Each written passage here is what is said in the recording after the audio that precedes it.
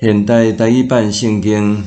约书亚记第16章，分予约瑟后代的土地。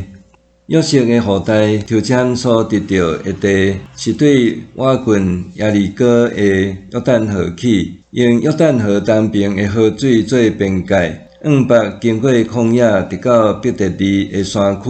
搁对伯特利到罗斯，经过阿基人的境界到阿塔略，搁往西落去到阿密提人的境界，经过下伯荷伦的境界到基色，探到地中海为止。这个就是约瑟的后代马西甲以法莲所得到的基业。以法莲之族。下面是以法莲的后代照因的宗族所得到的土地的边界。东边对阿塔略、阿达尼到宾匹荷伦，这个边界往西探到地中海；北边对密米他往东西到塔纳士罗，经过阿那的东边，对阿那往南落去到阿塔略，搁到拿拉，探到耶利哥，直到约旦河为止。这个边界对塔普阿往西顺加拉溪探到地中海为止，这就是以法莲之族照因的宗族得到的基业。